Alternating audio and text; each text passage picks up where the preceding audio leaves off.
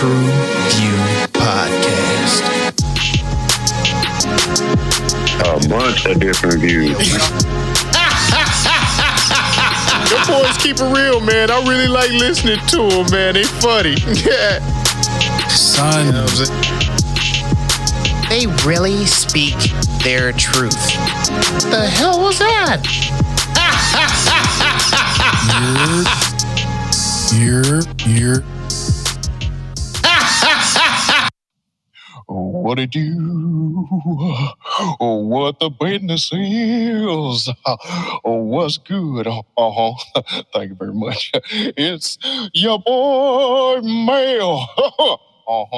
Yeah. And this is the True View Podcast, and we are bringing the barbershop to the box office, baby. Surprise, motherfucker. All right. Okay.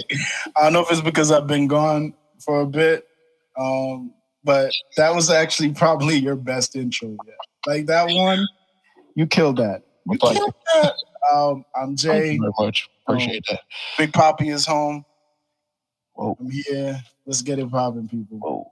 Yeah, that's right. I call him. Big Poppy is home. And not the one that plays. Oh, no, he Dominican, ain't he? He's Dominican. And not the one that plays for the Red Sox. Oh, you one of them Eakins then, huh? We got the same complexion. Shout out to you. Motherfucking turn into an Eakin. Never.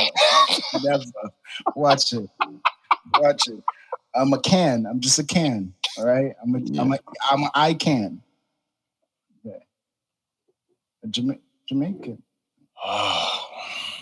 Once again, thanks again for tuning in. It's the True View Podcast. I am grown man MJ. Appreciate y'all stepping back in the building. About to get into this shit proper. Let's do it, fellas. Yes, sir. All right, man. So, ladies and gentlemen, this week on the True View Podcast, we're going to be reviewing the movie, the biopic. Is it biopic or biopic? Biopic. Biopic. No, biopic sound like some surgery shit. Biopic, yeah. It's a biopic. Biopic. Okay, all right. The biopic. Hey, Peanut Gallery. We only need one person working the soundboard, sir. Like, you don't need to. The sound effects are not necessary. You can cool out. All right. Yeah. All right. So this one is 1 o'clock, 2 o'clock, 3 o'clock. Bum, bum.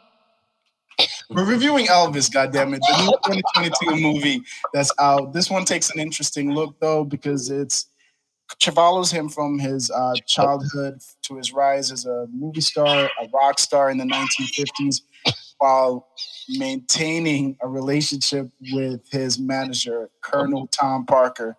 Look, it sound like you're using your finger. God, dog. I give up. That's it.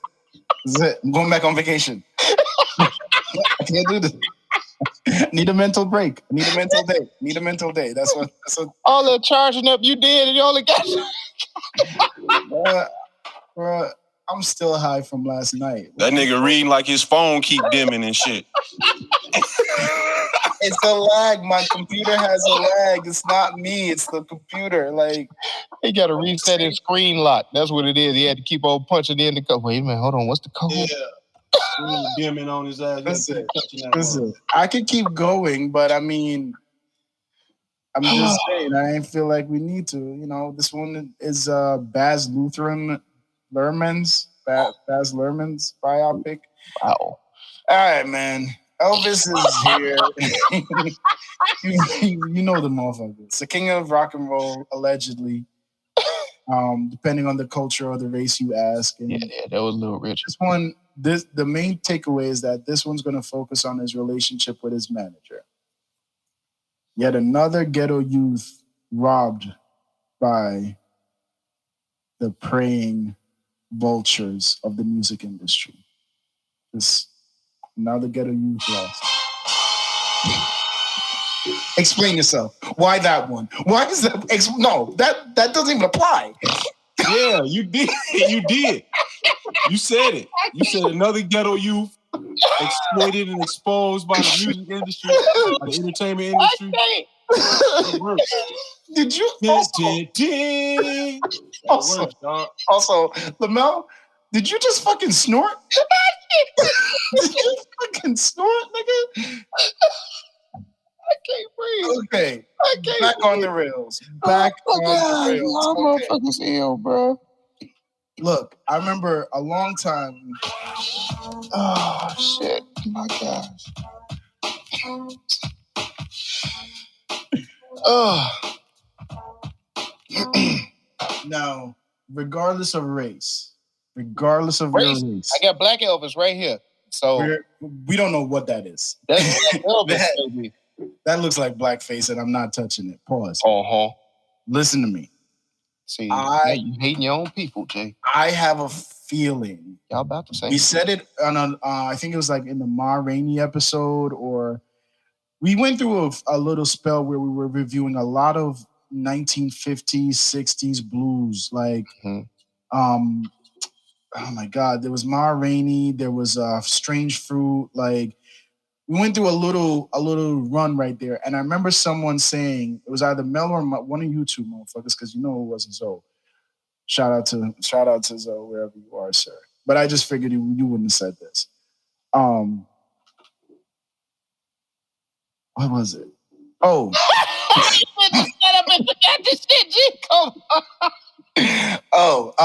it was that there's a certain level of pain you have to sing to like bring the funk out of music.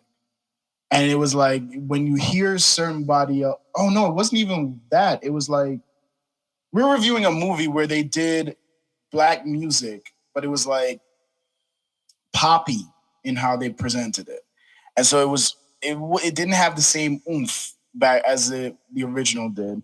We call that the Mary J. Blige effect, where you can feel the pain and you and hear I feel like, regardless of your race, if you go through suffering or poverty, your voice will say it. Like you'll hear it in your voice.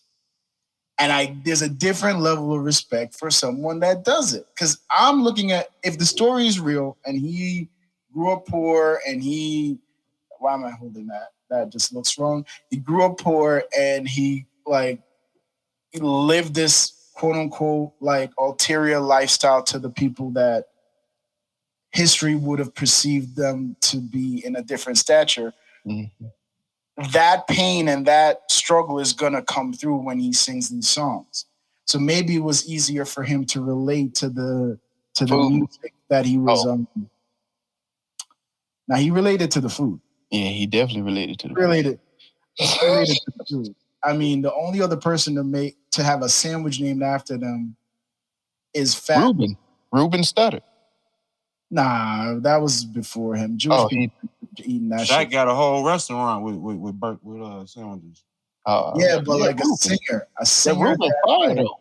Yeah, that Reuben. Isn't there like a Luther Vandross where you could get something with like flip flop the meat? Yeah. KFC. Yeah, it was you got a sandwich out here called the Bobby. You got a cocaine sandwich?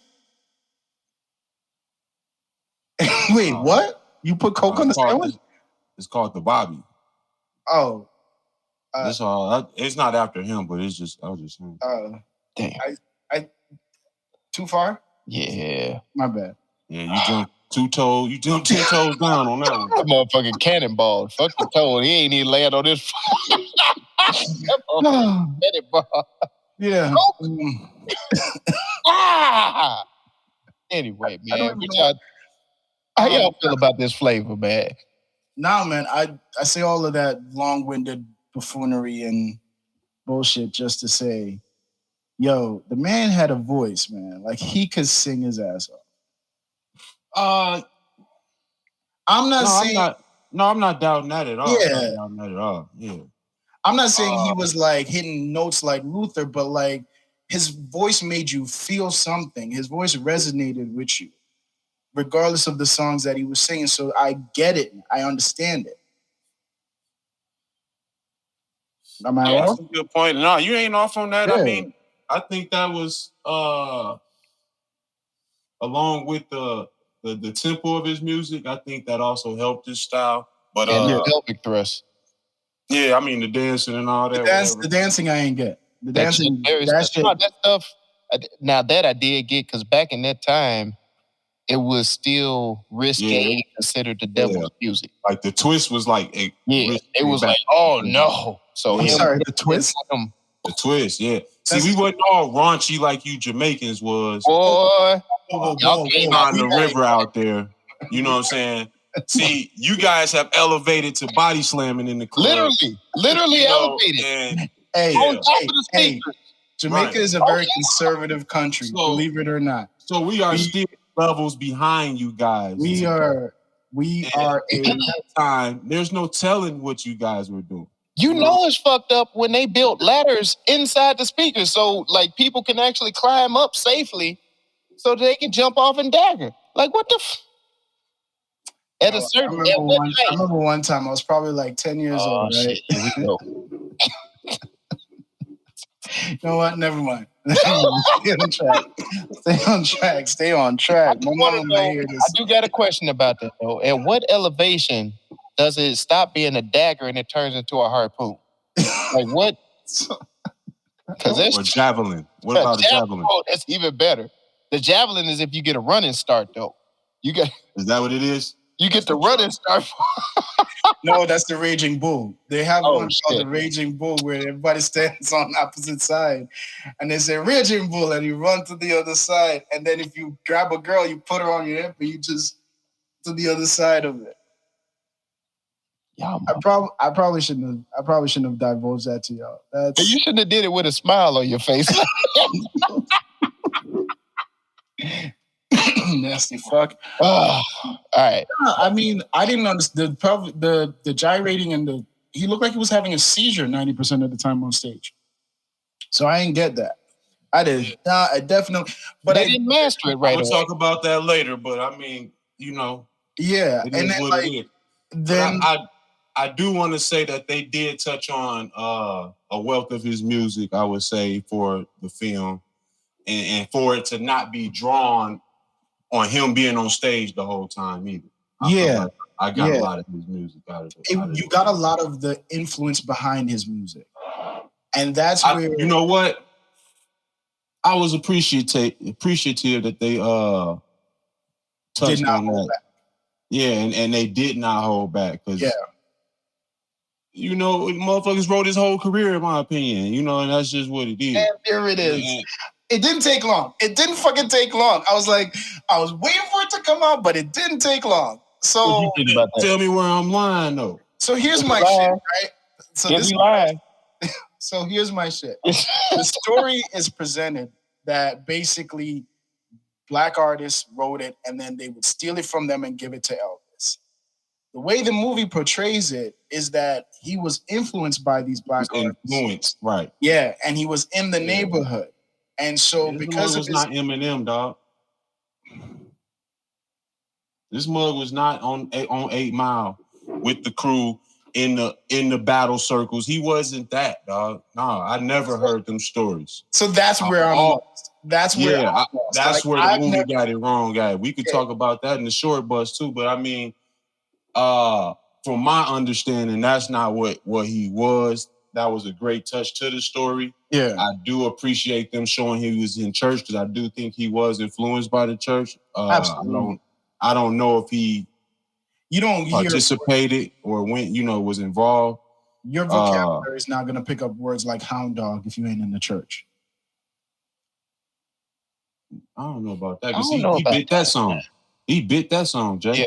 I did see that. I did peep that he bit that shit too. He didn't bite that shit. He ate that fucker. Like that motherfucker was done. He regurgitated. He regurgitated that shit. I was like, damn. I mean, at least he did the dishes afterwards and did it right.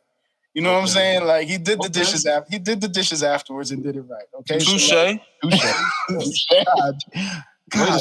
Way to throw the motherfucking rope out there and save the man. Why do I always have to be the great white savior? I am not the great white savior on this podcast. Oh no, because when they throw us a rope, it ain't to save us. God damn it. Hell no. It just depends on where it lands, okay? It's not your. Let's raise your hand and you can stop it, okay? Put your hands here and the rope won't work. You see what I'm saying? Boom, blocked it right here. All right. So we just whistling now. Where did the podcast go? Low key, I thought the music sounded good. The music sounded great. The music sounded good. I can't front. No, I can't front. I just know what I know as far as history go, and that's why I'm slighted in the way.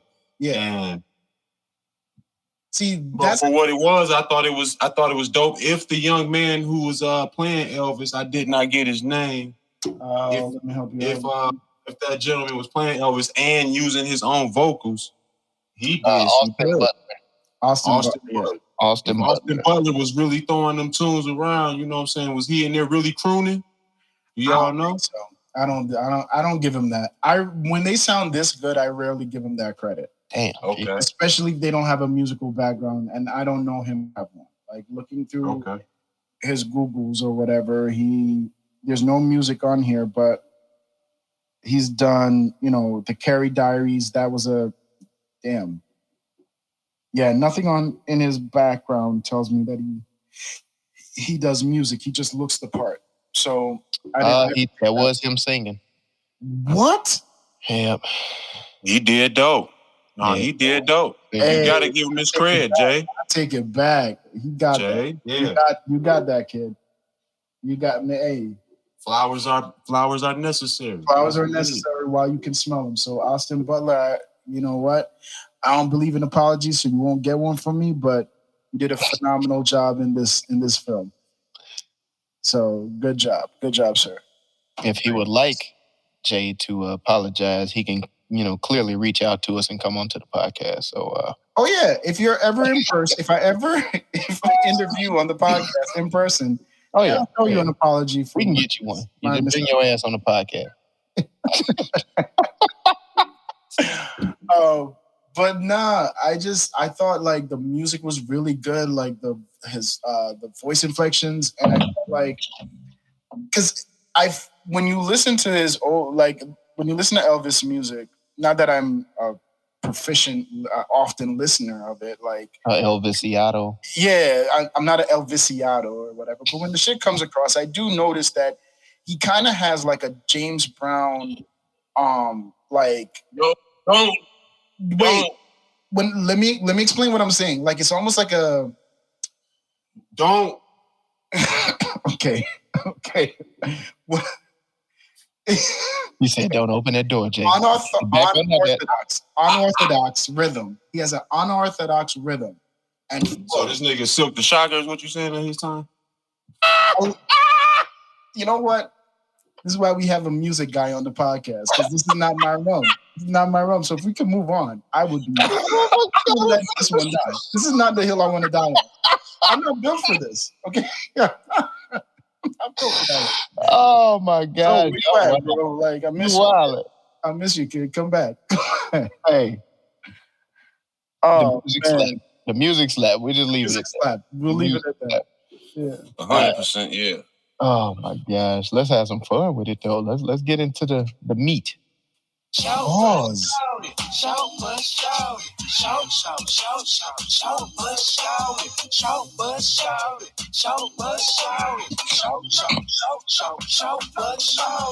I meant to ask you all in the flavor as well. Were your parents fans of Elvis? No. Nah, not really. I don't think. Nah. Now my mom is a fan of country, which, but like no. I'm like actually, I don't know if my pops is. I know my mom said she was cool with some songs. He was popular, but she wasn't like dying to go see him or buying albums like that. Yeah, but is that because of the story that was told about his music, like how he came to? No, I just think it was his popularity.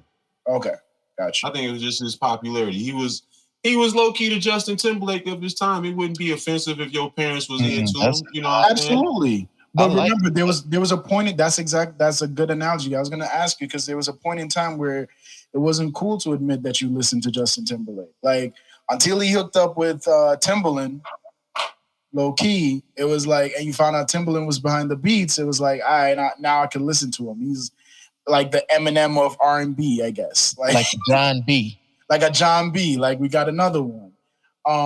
But no, he was. I think he was less John B. Like, I think he was less John B. though. You said he was what?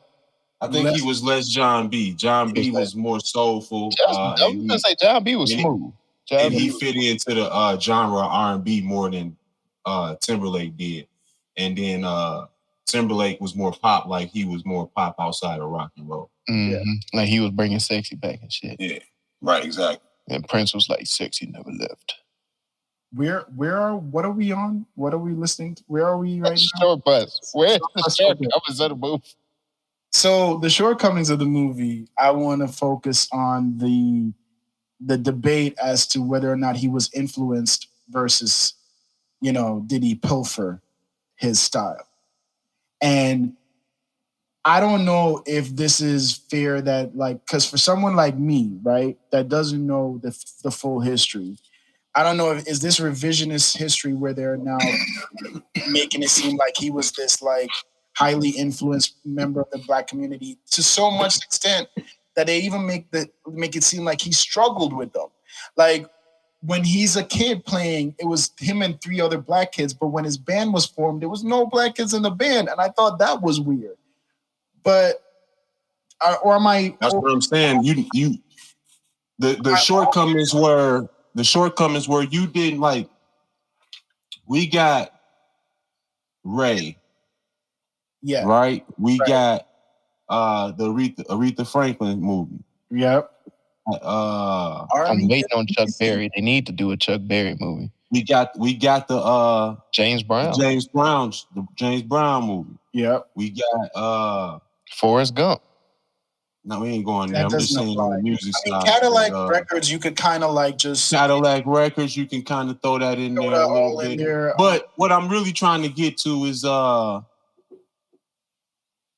was the other one we did? The light-skinned woman. I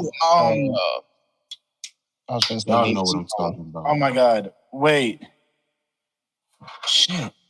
Ella Fitzgerald. No, it's not Ella Fitzgerald. Is it Ella Fitzgerald? No, she was played by. It was a Strange Fruit. The Strange Fruit. Yeah, we got that story. But what I'm really saying is we really got good backstories on these characters. On Elvis, it was just he popped up and he was there. No backstory was involved except for he ran into a church and gyrated and fell out. You know what I'm saying? It was a lot of ass in the room. The young man couldn't take it.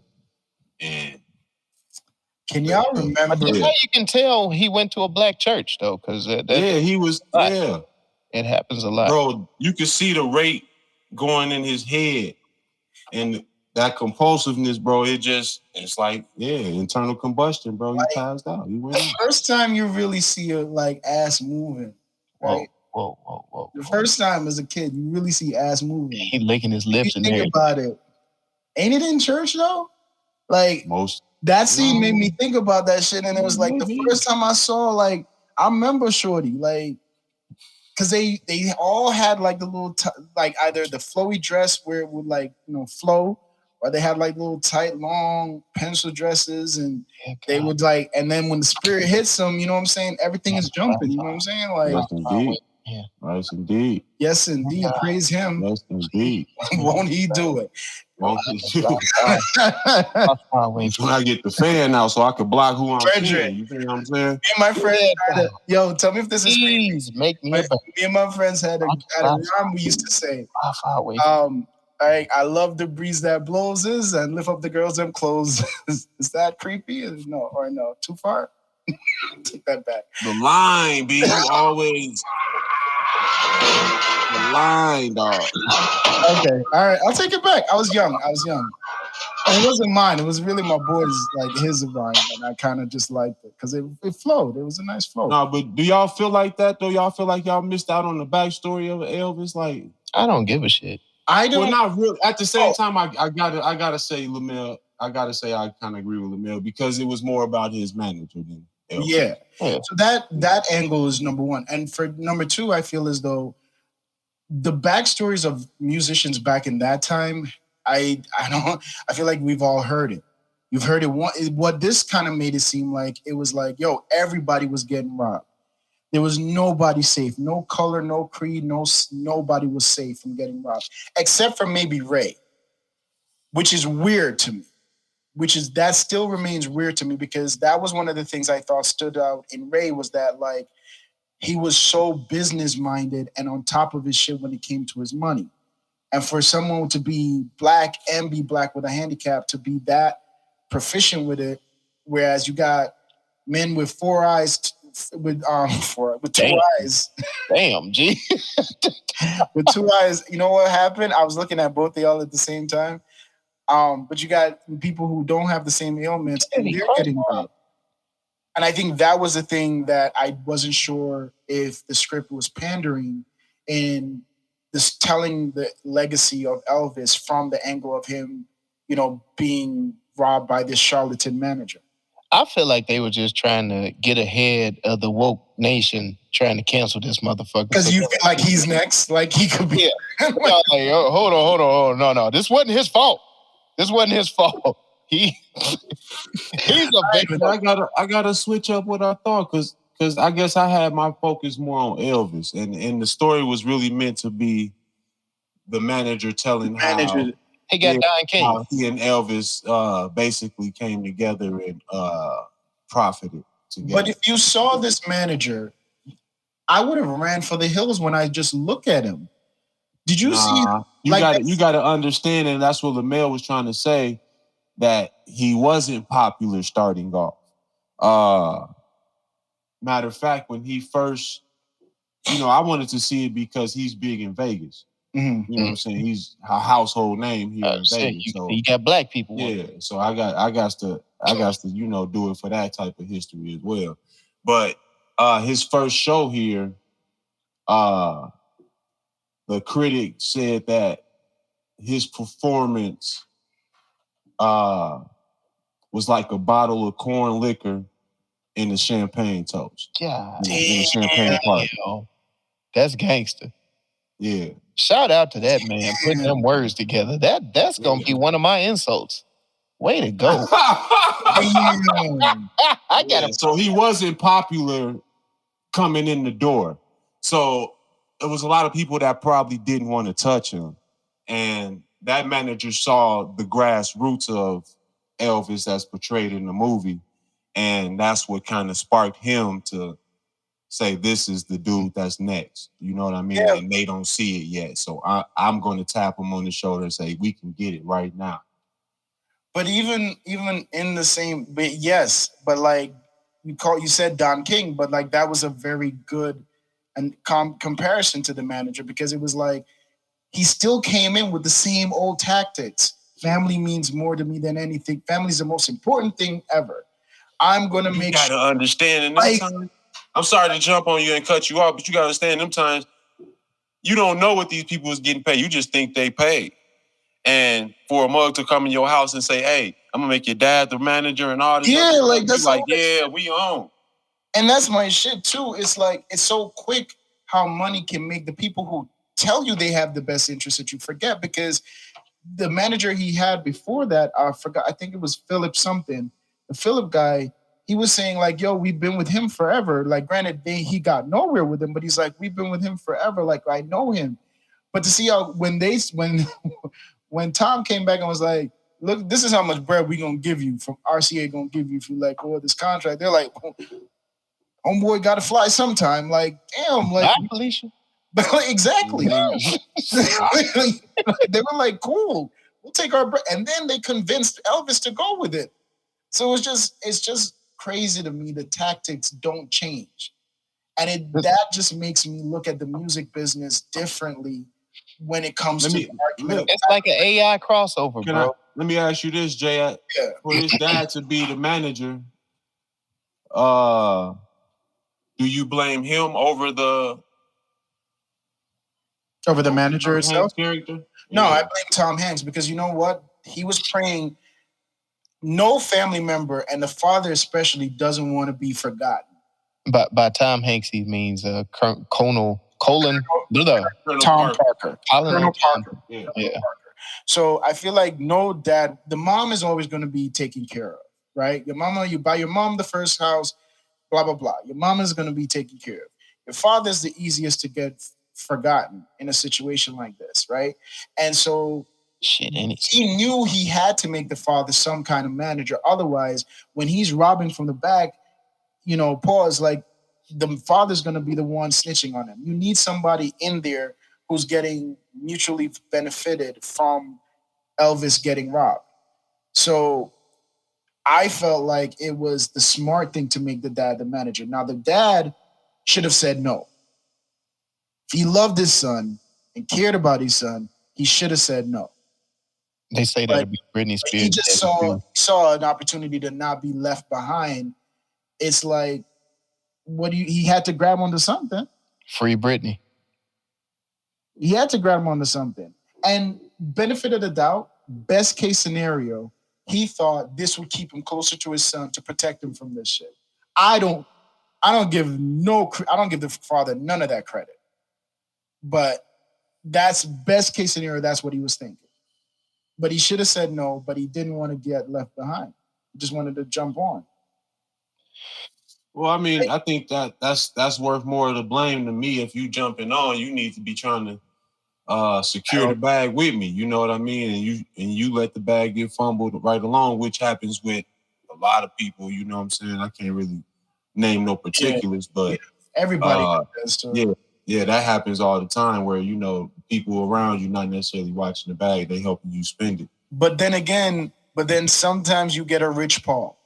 For everyone, like every now and then you get a rich Paul. Like the rich Paul was made too, though. You know what I'm saying? Yeah, but that's what his father's position. His father was given the position, and now he was supposed to just run with it and make something, and just protect his son. That's all he had to do in that position, because he already had the love. All he had to do was protect his son, but he was just so caught up. It's a man's life, man. Now,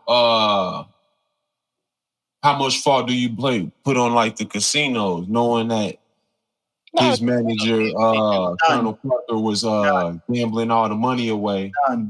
And you don't think they should have put no bug in his ear? That's what the casino for. They just take your money. Wait, no, that's not where we're going. Lamel, shut up. God damn it. Mike. That's what the casino do. I'm a venue.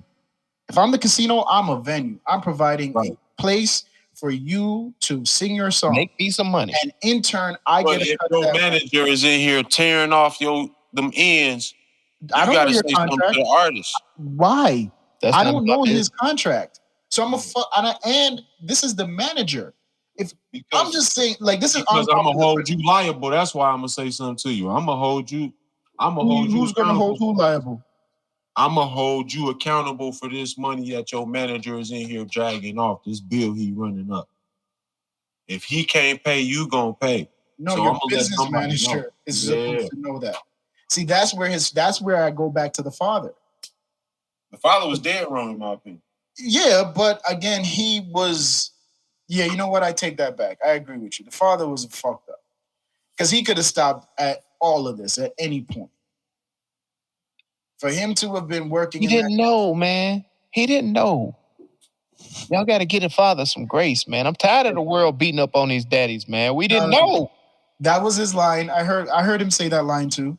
He's like, I didn't know. We didn't know. I didn't know. I don't know what I'm doing.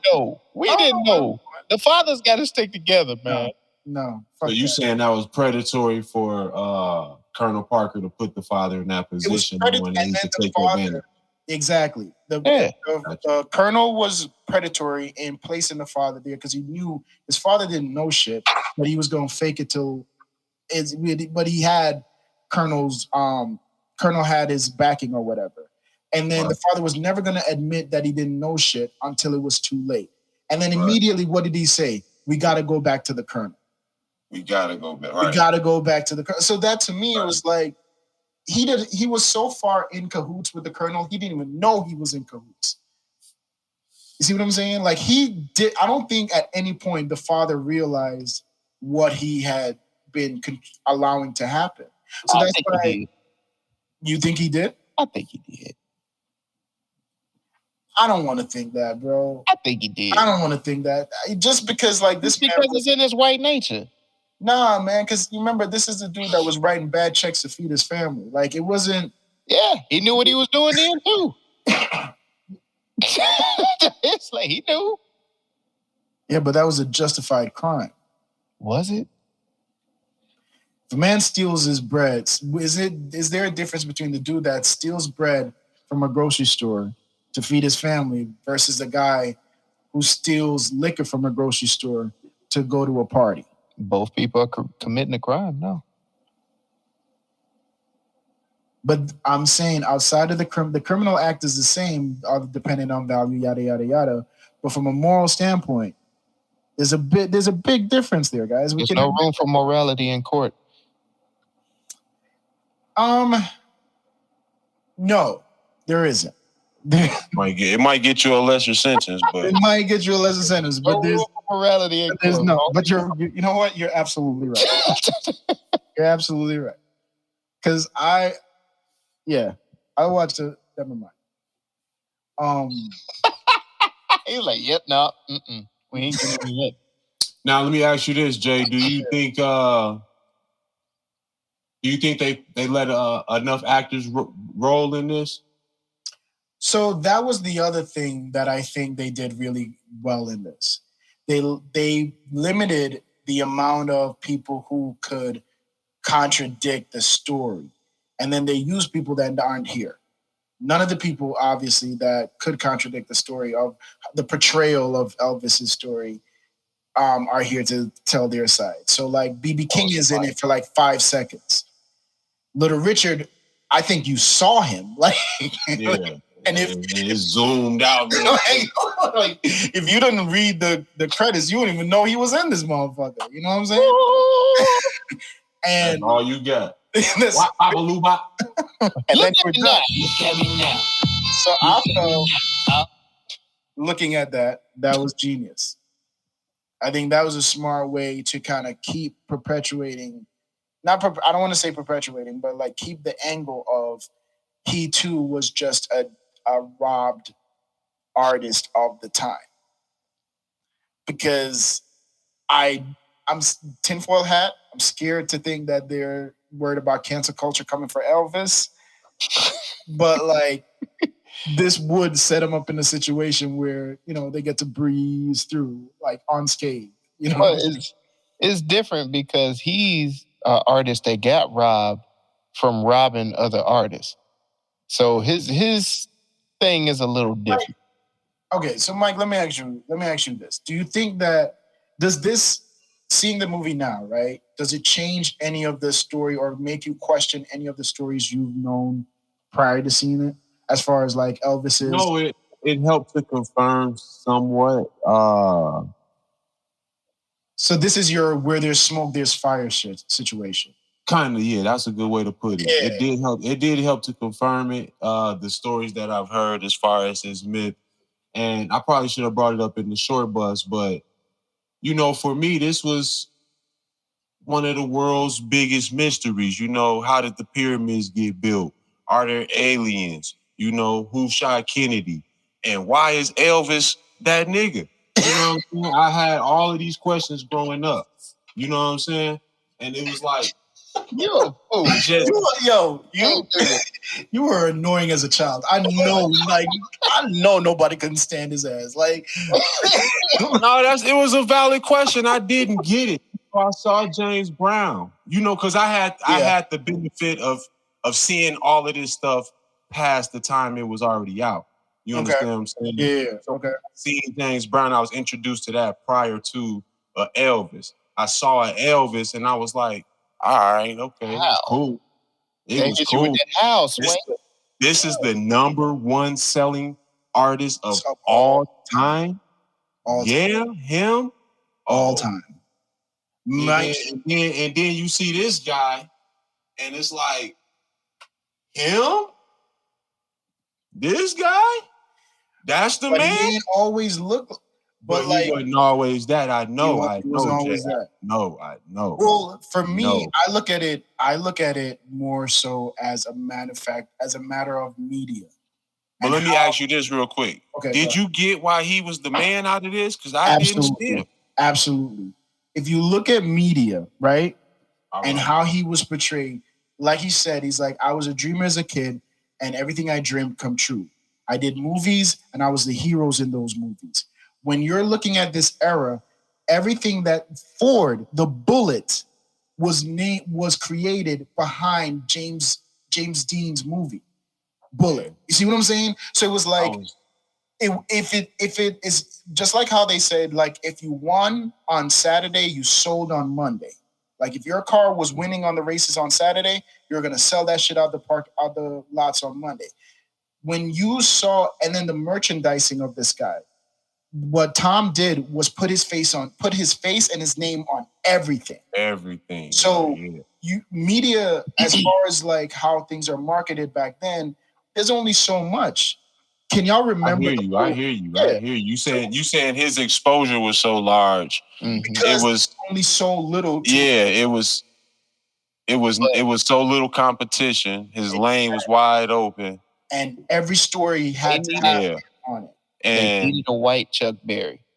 I was gonna say, and he was doing something that black artists was already doing, but it made it okay for them to listen to. It's like, it's like the black kid growing up. He couldn't be found with the 9 Inch Nails CD. You know what I'm saying? Yes, like, exactly. What the hell is until today?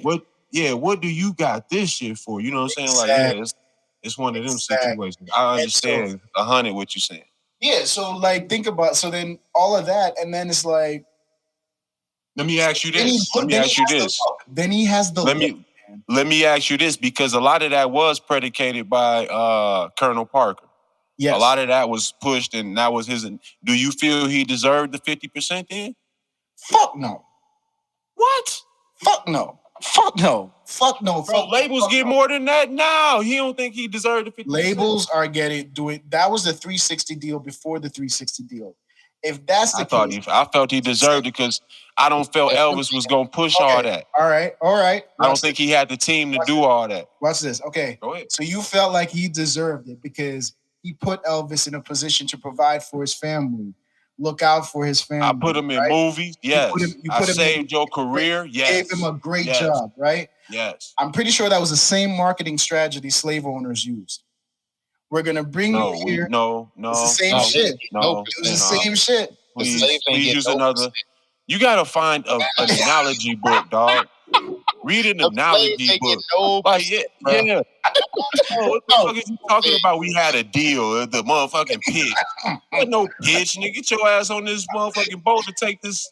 Take this You gonna take this right. You gonna take this right. No, you gonna take this whip or you gonna take these chains? No, the reason why you want this whip or this dip, because I'm tossing you in this damn pool, nigga. You don't fuck around and play right. The difference is, the reason why I don't feel like he's earned that 50% is because 99% of this money is predicated on me existing. Without Elvis, no money is made. So with all your marketing, not true. In this scenario, how? With Elvis, all you doing is hopping on stage, hopping off stage. Elvis is with me. I made you a brand, bro. What are you talking about? Elvis is nothing without Tom's connection. Without Tom Parker. Yep. Yeah. I disagree. You think he was headed to Vegas that fast? Probably not. Probably not. Because like very fast, and that was a lot of. Look at the tour. Look at the tour. Look at how that first tour went with Snow. I forgot the guy's name that he was doing. Hank Snow, right? Yeah. That first tour, the people decided that Elvis was now going to be the headline of the tour. The people were the one that drove Tom away from Hank to be like, okay, which is weird. People didn't decide. I would not necessarily the people didn't decide. His performance made that. Yeah, it made the people decide. So Elvis, he saw the star. And then the other thing for me, it's like, I don't feel like the person who's sitting, But do they see him without Tom? They see him on. This mug went from a circus to Vegas, dog. Come on, that's half, bro. Yeah. That's half. That's how it worked. That's You got it. especially back in them days. That's not right. It may not be That's right, business. but that's what it was negotiated. Yeah, that's business. Nah, that ain't right. You're nothing without the eyeballs on you. I hear you. You need the consumers, and somebody has to put you in front of the consumers. And the person I know tons of cold ass unsigned artists, I know dog. a shitload of bars. Bars. Sing their ass. Nobody's hearing their music, bro. Nobody's hearing it. It matters. It matters. I'm not saying I say you get what you negotiate, and that's what he negotiated. Exactly. That's my Okay, so for me, I feel as though because Tom had a vision and he had to follow it. He just wanted Tom had a vision of Tom created a brand and then used Elvis as a commodity and just wore him out. There's no humanity behind that. Now. And then at the same time, hold on now. Isn't that like the golden egg? He did not sign no 12, 13-year-old boy. Now he signed the grown ass man. Now if you got a motherfucker master P you to the stage, I'm gonna remember this when we do the Chuck Berry review. When we do if you got a motherfucker master P you to the stage, dog, then that's on you. You can choose some of them dates off. Now he was in the hospital. He sat up and did all that. They definitely showed that he was fatigued from doing his work. Yeah. But at the same time, he only was alive when he was doing his work. They showed as well too.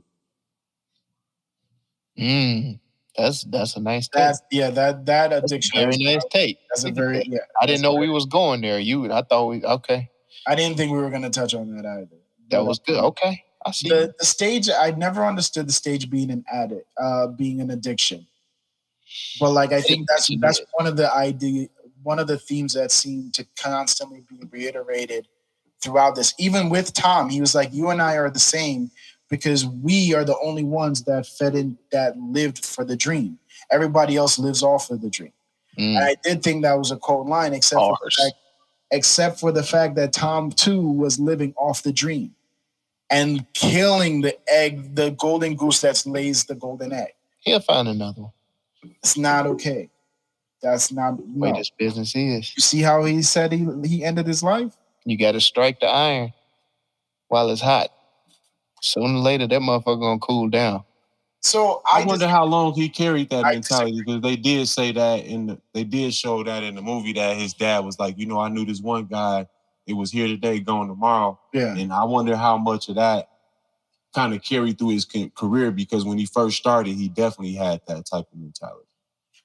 Of just like I got to get it now. Remember, that's another reason why he signed up with Tom too. At the same time, he was like, I got to get to it now. Because I got to make sure that we never have to. Dad never gets in trouble with the law for. Yeah, no, I understand that, and I feel as though I'm very happy when that mentality switched and it became a less is more, because I feel like you gain longevity through less is more. I think it was easy for critics and people to say what they say about Elvis because they saw him like he was. You know what this was? Elvis was the first Instagram star. If you think about it, I thought that was cold that he had the first, what was it, streamed or? Yeah, 1 billion satellite concert. Yeah, satellite concert, that's what it was. 1.5 billion folks. Exactly. I thought that was cold, but and this is what I was gonna say as far as his fatigue and all of that stuff as well. Something that could have been in the short bus that they did not key on in the movie was his consumptions. You know what I'm saying? The women, the dopes, they didn't really go hard on that. He was an alcoholic, known to be an alcoholic. And they didn't really hammer on that in the movie. And I think that's what led to his death more so than him being on stage as much as he did. The man did, they said, close to 1,700 performances. 700 of those was in Vegas, 900 and some change somewhere else. You know what I'm saying? So he did his work, but I mean, you in one city doing the show, is like you could chill, bro. You made that shit stressful in a sense. No, dude, you know Vegas. Vegas is not. You're on all the time. Vegas doesn't sleep. You're on all the fucking time if you're an entertainer in Vegas. You're on at the craps table. You're on at the fucking blackjack. You are on. You don't got to be though. You don't got to be. Mike. If his mentality he had the never longest residency in Vegas, definitely. What happened? He had the longest residency in Vegas, though. So 6 years, 5 and then one. Five consecutive and then one back. Yeah. One performance a year later. No, man, I think I get why I understand why he was the dude. I felt as though I don't understand why people still consider him the guy now when we have so much information available to us to like see what was really happening at what that happened, yeah. Right, you see what I'm saying? How it was so was he the first industry plant? Ooh. Ooh, I like it. Let's go. Yes. Yeah. Yes. I like 1,000%. 1,000% yes. And then you know what? I'm gonna say it to one line. Remember when they were at the circus and Hank Snow's son comes running with this record, and he's like, "Oh, the guy sounds," and he's like, "Yeah, but they're never gonna let no black dude play here." And then he goes, "But he's white." That's the point I was making earlier. You're absolutely okay. Yeah. All right. I feel like we should. Black dude with the 9-inch nails. You know what I'm saying? You needed a black dude to listen to some rock and roll for, and that's why Eminem busts so hard. You know what I'm saying? No, pause on that. Drop the. What you mean? It is everyone's favorite game show. Rename that movie. Nah, that nigga came so hard when he first came hard when he first came out. He was like instantly number one. Hey, just rename the movie, bro. Dude, he splat everybody too when he came out. That was crazy. So just rename the movie. So mine is gonna be. You don't agree with that? So M1 known when he. I'm not talking about Eminem coming. M was hard. Pause. M was hard for sure. M was hard. All right, I'm gonna say this about Eminem. On a serious tip, Dr. Dre had them heavy beats too. Oh yeah, he was beating that. Yeah. Yo, so I think my rename for this one is gonna be Industry Plant. The Great White Hype. Great White Hype. That works. And boy, the Janky Promoter. Wait, Janky Promoter? Is that what you said? Yeah, I said the Janky Promoter. The Janky, yeah, no, yes. Don King, hold my beer. Yeah, Don King, hold this. Yeah.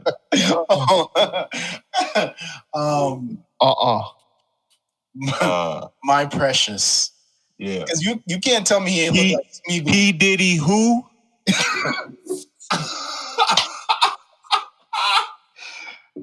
Oh my God. Oh my, what was the dude that was running Ruthless Records with Eazy-E again? Jerry Heckler. Jerry Heckler? Jerry Heller or something like that, yeah. Jerry Heller, yeah. Jerry got nothing on Tom. Yeah. You wouldn't be shit without me. Blurred line. I earned my money. I earned my 50%. I want half, Elvis. Yeah. Half. Eddie. Elvis. I want half, Elvis. Elvis. I want half, Elvis. Oh, shit. Blurred lines. Nah. Yeah, cheaper to keep them. Hound dog. Bring out the books. Oh, yeah, he was a hound dog. He hounded that nigga Elvis. What about Money by Monday? This was Shake and Bake. He had Elvis dropping like No Limit. Yo, when that motherfucker said, "Get this man on the stage," it was like, you gonna sing the song like I told you. Right. Yeah. You gonna sing the song, Elvis. You gonna sing the song like I told you, Elvis. $5. Eat the pie, Elvis. Taste the pie, Elvis. Oh man. I like P. Diddy Who. P. Diddy Who. I like P. Diddy Who. Although I ain't trying to put Diddy on this shit, man. Like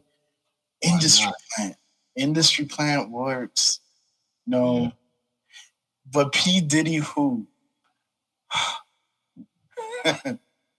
At least May survived. The Great White Hype. I'm telling you. Knee knockers.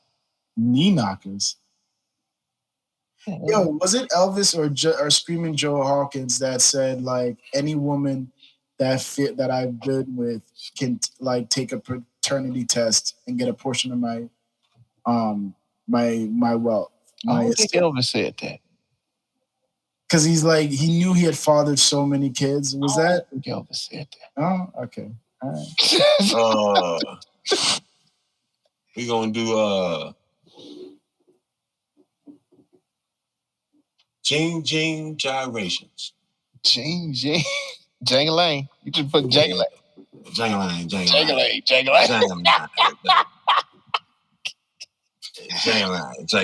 Shaky pockets. What about shaky pockets? Shake weight. Pulsating pockets. Whoa. Too much? You ain't gonna pause that, huh? What's there to pause on that? Okay. Keep the pulsating pocket then. Yeah, you keep that. Yeah, okay. Okay. Keep it See, when y'all add the low voice to it, it sounds all kind of that's the issue. It's the low voice that just fucks with it. That's what is not appreciated. Oh. All right. All right, let's pick one. I say P. Diddy Who. P. Diddy Who. Because 50%. No, all jokes aside, y'all really believe this motherfucker deserves? Yes. Yeah, I think he worked his half. I think he worked his half. I don't think he split it half though. You know what I'm saying? Oh, okay. I don't think it was a legit split, but I think he earned 50%. Yeah. And then lastly, can y'all remember when they used to go around your neighborhoods with the car and the speaker on the hood during like election time or like concerts and wasn't that some Jamaican shit? No, I lived in a residential area. So, are y'all saying I was poor? Is that? No, I lived in a residential area. I lived in a residential area too, but they would drive by and announce. Didn't they do that while it was like It was what movie was we watching when they was doing the battles and shit with the DJs and shit? The motherfuckers riding around with the speakers and shit on the car. Yeah. Yeah. That's like Jamaican shit. They ain't do that shit over here. Yeah. That was dance hall thing that you're talking about. Yeah. But yeah, no.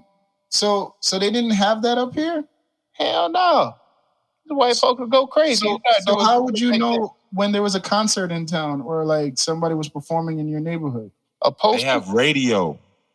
Yeah, but like, what if everybody doesn't have a radio? A poster? No. We have you got an alarm clock. You got a radio. You got newspaper. Newspaper. I'm the only one that can remember seeing the car drive around with the speakers on top. It was only the ice cream truck covered in the poster for the. You see, our concerts, they came with venues and security and health code bars and all of that type of shit. The official, you know what I'm saying? It wasn't health code. Health code? Up to code bars, yes. Up to code bars. Yeah. Working dishwashers. We got all of this stuff. Yeah. Only speakers our we had was on the ice cream truck. Yeah. There was an assigned seat on my ticket. There was seats. You had seats? Yeah. If we are in a concert venue versus standing versus what they call it up front, what you call it? Yeah, like the standing lawn. room only or whatever. I mean, that was a Yeah. normal screening. Hey, No, some places you get a seat. Oh, all right. I don't. Yeah. All right. Well, that's wealth and privilege that I have not. As a black man in this country, I've Well, not. shit, ain't you the one that's always bragging about how y'all went to the damn opera and the finest museums and right. what? Again. That was that was Oh, you guys never went to the Phantom of the Opera. Yeah, you guys never seen that. What? You guys. Oh my, So what did you guys do on? yeah, like who? Yeah. How did you guys make it through high school? You played outside. Oh my. okay. All right. So number one, I don't sound like that. I definitely don't sound like that. Number two, okay, that was just guilt. You wealthy Americans bestowing upon me and my immigrant friends the lavish lifestyles that you live here, and just showing us what we could gain one day. Only it was all a lie. That shit was never meant for us to gain. No, but what I will say is this. The official rename. The official rename for Elvis is P. Diddy Who. P. Diddy Who.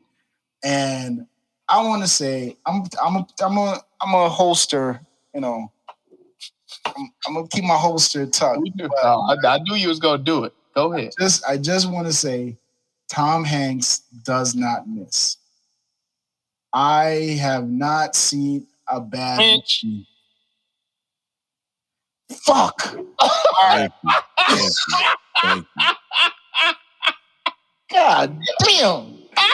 Oh, I forgot about that. Oh man, boy, I was gonna let you get it off, and I was gonna. Man. No. Oh man. Yeah. Okay. How So you the wait? score for this is. The score for this one's gonna be a 4. Yes. I think it's well deserved. It's definitely well deserved. I had to up my score, no lie. What I would love to see is like your parents, if your parents were to watch this movie, like namely Pops, Mel. Like if Pops were to watch this movie, like I want to see if he would buy the portrayal as him being influenced versus stealing it. I'll let you know. Make sure he has some liquor in him. Like I didn't like that either. I'm glad you brought that up again, Jay, because I didn't like how they almost tried to make him like a social justice warrior. yeah, like that's what I'm saying. Like from the victimization of him getting robbed. Y'all, they trying to shoot this man bail. So they come for his ass. They coming for your ass. Something must be coming out. Like Mel's got me thinking. Like something is coming out. Like allegedly, maybe underage girls, little R. Kelly-ish. No. He was the first R. Kelly. Maybe allegedly. I don't know. I'm interested now. Like now, there got to be a book or something because they propping him up nice, man. Ain't no telling. That's all right. Keep But propping. the official score for this one is Elvis is a 4, and the official rename is P. Diddy Who. Mr. Combs, this is no disrespect. This is just being a little bit fat boy, baby. Facetious towards the allegations of business practices over the years that are well publicized. So I can see Tom in the music videos and stuff while Elvis doing his gyrating. Tom just come through. Nah, Tom a whole gangster, bro. Tom is a whole gangster. You leave Tom.